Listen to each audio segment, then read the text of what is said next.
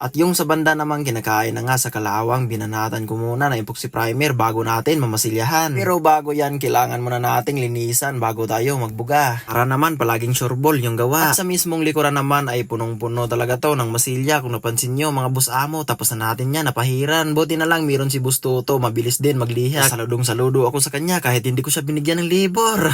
Oh! Gago!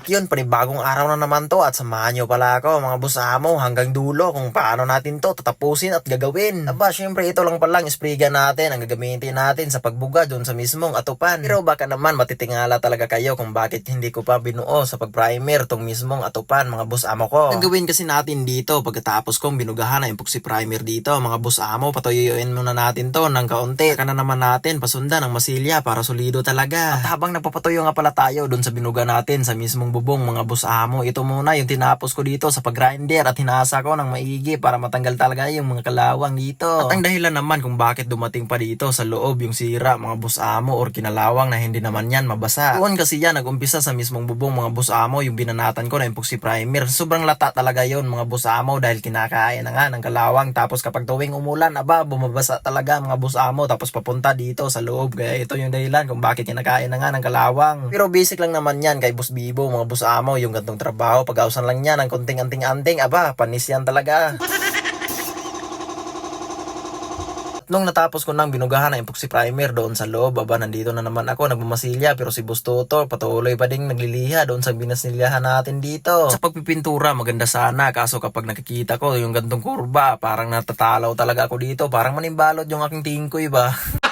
Gago! Kasi ditong banda, aba, hindi talaga tayo magpaligoy-ligoy pa. Banatan na nga natin to. Dahil kung napansin nyo, naumpisa na nga natin to ng first coating ng masilya dito. Hirapan na talaga ako ng konti dito dahil nga nanibalot na nga yung tingkoy ko. Pero basic lang naman yan mga boss amo, hindi ko na talaga hinunahuna na nanibalot pala yung tingkoy ko. Pero parang medyo nakukutihan lang talaga ako dito sa ginagawa ko mga boss amo. Hindi sa panel na pinapahiran ko, kundi dito sa ginagamit kong masilya. Time out kasi yung ginagamit kong masilya mga boss amo, dahil kung alam nyo naman mga boss amo kong titi, medyo mabilis talaga tong tumayo. Kung napansin nyo, toyo agad mga boss amo kong titi. Gago! At nung natapos na natin nabugahan ng masilya dito, parang kuminang na talaga yung loob mga boss amo, hindi kagaya ganinang sobrang ngit-ngit talaga tingnan. Nung napatuyo na nga natin ang maigi, 30 minutes lang kasi ito, pwede na natin tong iliha mga boss amo. Dry sanding nga pala yung binanat ni Busto to dito, buti na lang meron tayong machine sanding dito mga boss amo ko para hindi talaga malaylay yung kanyang kamay dito. Habang ako naman, aba nandito na naman ako sa itaas ng bubong mga boss amo para mabulit na talaga natin yung butas dito para iwas tulo na rin kapag maulanan dito. Masilya na rin talaga yung ginamit natin sa pagtapak sa mga butas mga boss amo. Wala kasi tayong acetylene, tapos wala tayong pantapak na plinsin, kaya ito na lang talaga yung naisipan natin mas mabilis gawin at utangin yung materyales.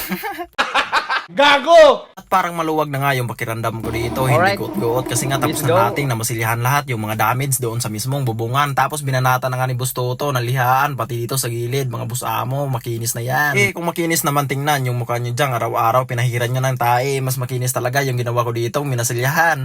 Pero hindi dahil sa skills ko lang mga boss amo, pati si Busto to talaga yung nakaingon talaga kung bakit makinis talaga mga boss amo, dahil kung napansin nyo, kinutkod nyo na maayo dyan. Parang kulang pa talaga yung kalaylayan ng aking kamay mga boss amo, kaya ito binanatan ko na din sa pagliha, itong binanatan ko ng minasilyahan kanina ditong sa ilaw banda. At konti na rin talaga yung bikil dito mga boss amo, matapos na to baka bukas ay mabugahan na natin to, kaya ditong banda mga boss amo nabutan pa tayo ng ulan, parang minalas na talaga tayo. At sana naman kapag magbubuga na tayo ng pintura dito, hindi kagaya ng panahon na to mga boss amo na biglang umulan. Walang problema yan, basta nandyan lang si Busto to. See you sa next video.